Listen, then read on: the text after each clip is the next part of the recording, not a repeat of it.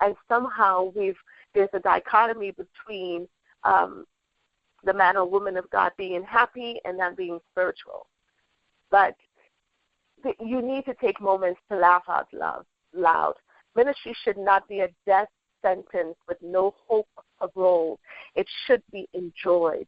Ministry should not consume your every waking minute so that your life becomes dry and unattractive to your children and your spouse. You should not become so super spiritual that you are no longer romantic and a great lover to your spouse. Ministry does not mean you have to be poor and look like you've lost your life. Really, this calling that is on your life is supposed to bring joy and happiness. And when it stops doing that, like Elijah, you need to speak out and say to someone so that you would be ministered to. So my assignment, which is just about done today, is to remind you of three things. One, guard your spiritual life. Spend time with God that does not relate to the church. Spend time with God. That does not mean that you're looking for a sermon, that you're not praying for the things. Just spend time. Just tell him how good he is. Remember the process that you're going through. Cry to him as you must. Get to God as an individual. Manage your time so that there's a prayer time for the ministry, but then there's time for you. The second thing, guard your physical life. You need to ensure that you are healthy physically. Watch what you eat, exercise, and this one last thing, laugh a lot. Find reasons to laugh, even if it means laughing at yourself. The third and final thing is guard your family life. Be a dad and lover in the home and put down the Bible, put down the iPad, play a game, throw your wife on the chin and have some fun and play and laugh. And when you're in the home, be the dad. You don't have to be bishop. You don't have to be pastor. But your children and your family, your wife, your husband need to meet again the person that they fell in love with. That person that was happy. Go to the movies. Take a dance class. Go on a vacation. Just do things that would enhance your life. At the end of the day, God sent me to tell you, to remind you that he loves you more than anything else. And even if you were not pastoring and you were not an awesome bishop and a great apostle and evangelist, he would still love you. And what he did on Calvary was not so that you would suffer, but that you would have the abundant life. Don't be afraid to say that you're hurting. Don't be afraid to say that you're sad. Don't be afraid to be vulnerable and open and transparent with the people around you. The more human you are, the more they know who God is. So my encouragement to you today, pastors, and those who are close to pastors, let us love on them and let us allow them to take the superwoman or superman cape off and just be. When you see them laughing, when you see them at a restaurant and, they're not, speaking in their preaching voice, let them be. Create an atmosphere for our men and women of God to thrive. And I promise you, if we do, we're going to have them a whole lot longer because happiness has a way of increasing our lives. That's it for me. Oh, that is awesome, my sister. I don't even know where to begin with my questions. Just have so much I could say, but let me give you this just for a minute. You just blew me away. Thank you. All the listening audience, I just want you to know that Pastor C is a life coach, and she's a motivational speaker. She strives to enhance and enrich relationships, also coaches couples as they make the transition from single to married life. She is propelled by a strong desire to minimize or eliminate divorce. And as you can tell, she is a doctoral student, and she is going for a doctoral degree in marriage and family therapy. And so you could tell that she's talking about the marriages and families of clergy. What would you like to say to someone a pastor who is divorced, are you saying that divorce is a sin, or do you believe? Just tell us your position on that. Well, this is a controversy. I don't believe that it is. Now, when people say sin, it is something that you're. It in my mind, it equals hell, and there's just so many reasons that people get divorced. And I think what I'm saying is not necessarily if it's right or wrong, but the fact that how do we get to that place of divorce? When I say that pastors have been divorced or they're in their second marriage or the third marriage, this is not in condemnation, but it's really like a red flag to say we need to spend time to understand why it is happening. Why are people finding themselves in relationships, although you love God with all your heart, we preach and we counsel people, but something is amiss in our own personal relationships. And we need to pause to see what that is. We've covered it with a blanket of prayers. It's like that song by Andre Crouch. It says, Jesus is the answer. The problem is nobody's asking me what my question is.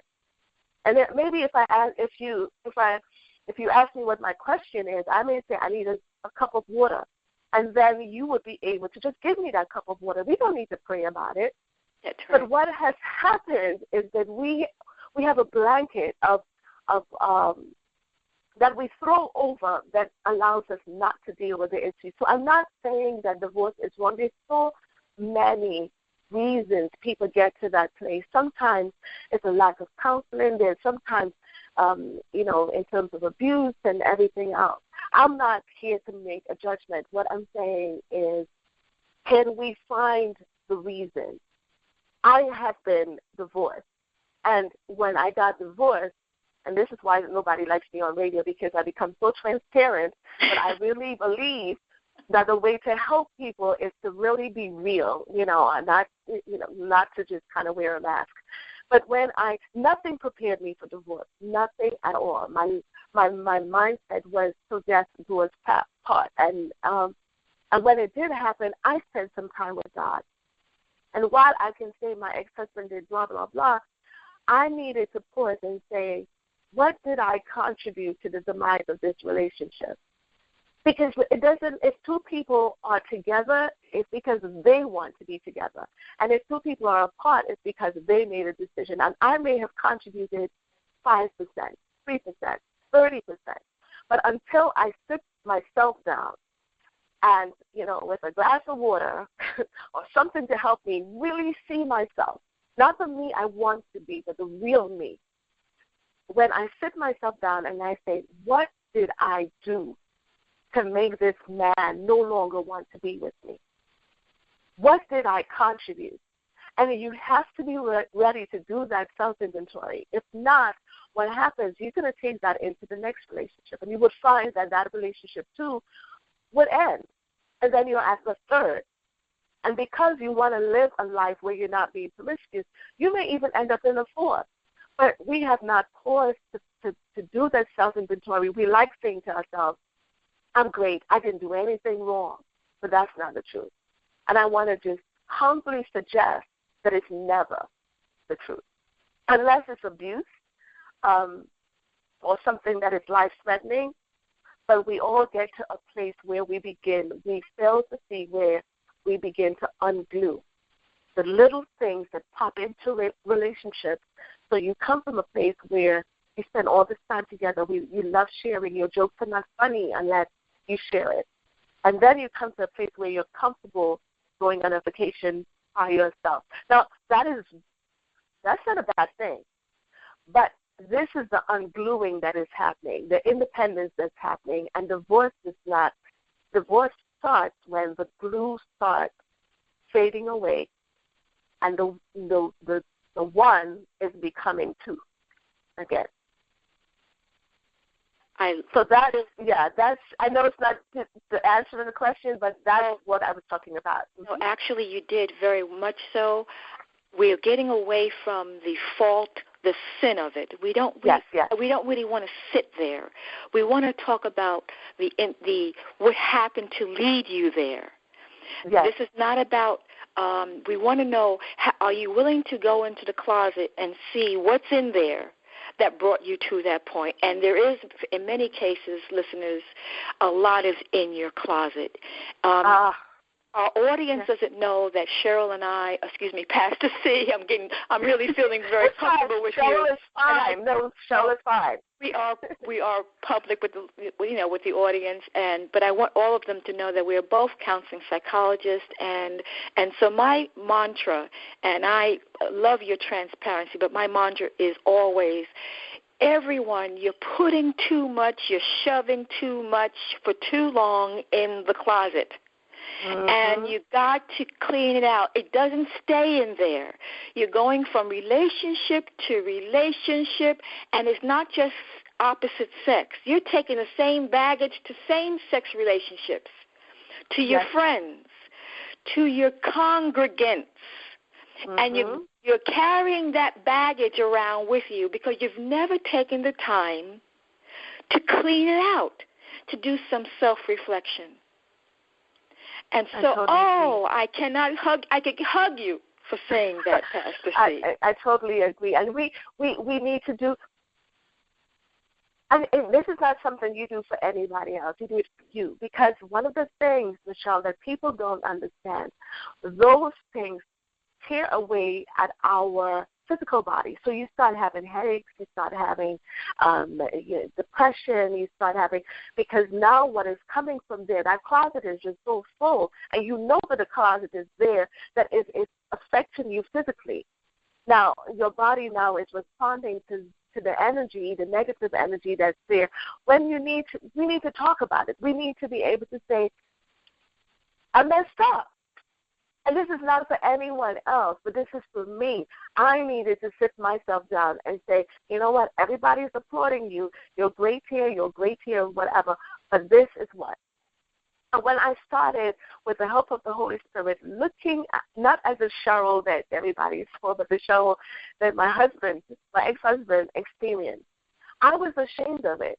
But I needed to take that information, and now people understand why I'm so, they don't understand why I'm so crazy about eliminating divorce, because it's a horrible thing. But it can be stopped. If we go into the closet, if we are honest and transparent with ourselves and our spouse, we can stop divorce, because there is nothing outside of abuse that forgiveness and love cannot cover.